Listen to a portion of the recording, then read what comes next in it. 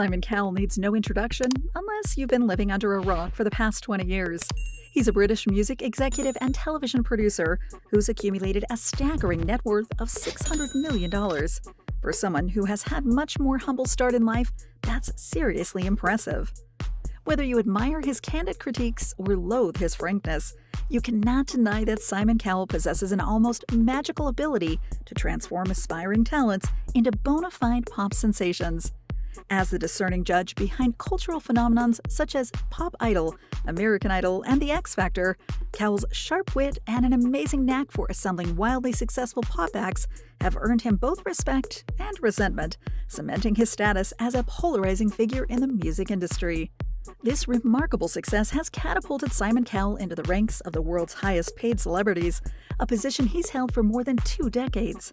In a typical year, he effortlessly amasses up to $100 million from his diverse ventures. The lion's share of his earnings stems from his roles in judging and producing 3 iconic shows: America's Got Talent, Britain's Got Talent, and The X Factor. Cowell's global stardom took flight in 2002 with the inception of American Idol. A year earlier, he made his mark as a judge on the original British sensation Pop Idol. However, before achieving reality TV stardom, Simon Cowell was a highly accomplished recording executive. Throughout his remarkable career, Simon Cowell has had the privilege of representing an array of chart-topping artists, including iconic names including One Direction, Fifth Harmony, Ollie Murs, Leona Lewis, Susan Boyle, Cher Lloyd, Little Mix, Labyrinth, and Jackie Evancho. It was thanks to his investments in obviously talented musicians that this sharp-tongued Brit has been able to amass such a dragon's hoard. Simon's acerbic wit may have been a valuable asset in the entertainment industry, but when it came to academics, it seems his teachers didn't quite appreciate his snarky remarks. It's possible that Simon simply didn't share their enthusiasm for school.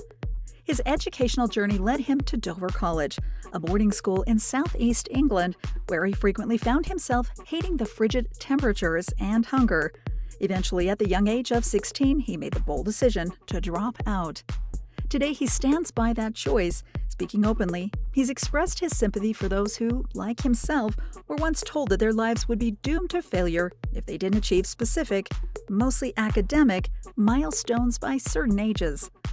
Following his departure from college, Cowell's father, a successful estate agent, developer, and music industry executive, did his best to secure employment opportunities for his son. This quest led Simon to a humble position as a mailroom intern at EMI Music Publishing.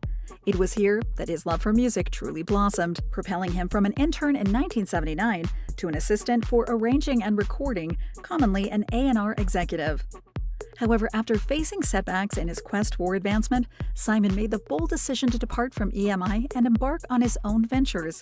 He first founded EMI Music and later co-founded Fanfare Records in 1985, marking the base of his subsequent remarkable journey in the music industry. When Fanfare Records faced its demise, Simon Cowell teetered on the brink of financial ruin.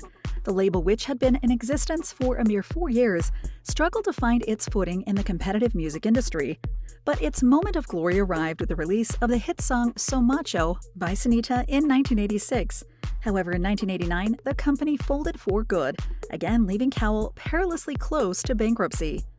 However, fortune smiled upon him once he secured a position as an A&R consultant at BMG. In this role, he undertook the task of scouting fresh talent and emerging musicians, honing his keen eye for potential stars. It was during this period that he really made his mark, signing a slew of successful artists, including the renowned boy band Westlife and the popular pop duo Robson and Jerome. The turning point in Cowell's financial journey arrived in the early 2000s. In 2001, he teamed up with Simon Fuller to co-produce Pop Idol, a show in which the public selected Britain's next music sensation. Just 1 year later, they introduced American Idol.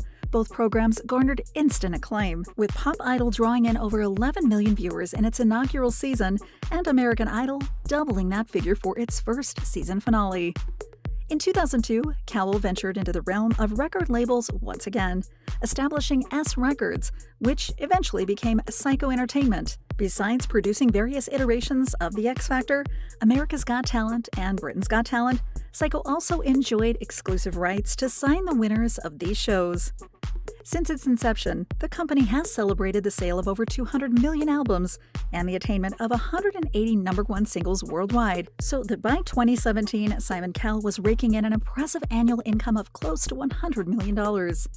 Strategically, he signed the top 2 finalists from the inaugural season of Pop Idol, both of whom achieved #1 hits in the UK. Notably, one winner, Will Young, generated $1.8 million in sales with his debut single. Cowell, who owned half of Young's shares, but ultimately sold his stake in Syco Entertainment to BMG for a staggering $42 million.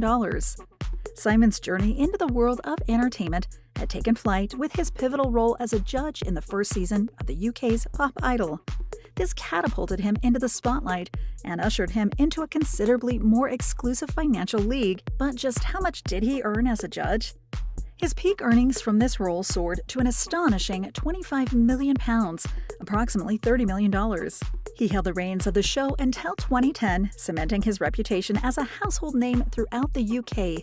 This triumph paved the way for his iconic tenure on American Idol, propelling him to stardom on American shores. At the same time, he laid the groundwork for his own label, Syco Entertainment, which swiftly evolved into a juggernaut, boasting the sales of over 200 million albums worldwide since its inception in 2003. In 2004, Simon expanded his influence further by assuming the role of a judge on the X Factor UK, sharing the panel with prominent figures such as Sharon Osbourne and Lewis Walsh. While he made intermittent appearances in the show, he took brief hiatuses in 2011 and 2013, the latter coinciding with the arrival of his son Eric. His reported salary for X Factor and Britain's Got Talent was an impressive £6 million, translating to an approximate weekly income of £115 million. Simon's earnings continue to surge with a staggering $33 million per season for American Idol. In Simon Cowell's world, opulent residents dot the landscape, not just in the US, but across the globe. His impressive property portfolio includes a neighboring mansion to the iconic Elton John's Beverly Hills abode. In London's coveted Golden Postcode of Holland Park, Cowell possesses a lavish $10 million mansion, exuding luxury at every turn. The allure of the Malibu coast beckons with a magnificent $25 million property, boasting a sprawling 10,000 square feet of coastal elegance. And then there's the grand $40 million estate in Barbados, a 10-bedroom masterpiece that defines extravagance. Because, well, why not indulge in the finest? Beyond his affinity for lavish properties, Simon Cowell is a devoted family man, sharing his life with his wife Lauren Silverman and their 5-year-old son Eric. Surprisingly for some fans and haters, he's also a fervent animal advocate. He champions animal rights and has generously contributed to causes such as Manchester Dogs Home. His commitment to this cause was also evident when he donated funds in the aftermath of a devastating fire that occurred in 2014. His advocacy extends to speaking on behalf of PETA, People for the Ethical Treatment of Animals, vehemently opposing the dog meat trade in Indonesia and South Korea. Drawing upon his profound musical expertise, Simon took the lead in producing the single Everybody Hurts in 2010, a heartfelt initiative aimed at raising funds for the victims of the Haiti earthquake. In 2013, Simon once again showcased his philanthropic spirit by making a personal donation of $150,000 to provide vital support to the Israeli Defense Force, and actively participating in an event that collectively raised an astounding $20 million. Simon's philanthropic endeavors transcend borders and causes. In 2007, he made a memorable appearance on Comic Relief Does the Apprentice, contributing £25,000 for a delightful fun fair experience that left a lasting and positive impact. Furthermore, he orchestrated the recording of Bridge Over Troubled Water in 2017, with the proceeds dedicated to supporting those affected by the tragic Grenfell Tower fire in London. Simon continues to be a big influence in the music industry as he's a judge on America's Got Talent. Although he may soon retire from our screens for good, his influence will remain for a considerable time.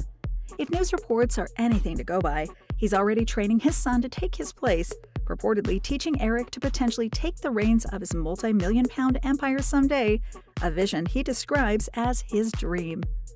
In an exclusive conversation with The Mirror, Simon shared that he's actively motivating young Eric to follow in his footsteps, remarking, "Eric is like a chip off the old block. Sometimes, when he's mischievous, I remind him that I've already walked this path. I'm fostering his interest in the world of show business. Thank you for spending some time with us. Make sure to like and subscribe so you never miss another video. We also handpick these videos, which we recommend you watch next. You can talk to us on all social medias or ask a question in the comments below. Thank you for being with us, and we'll see you back tomorrow.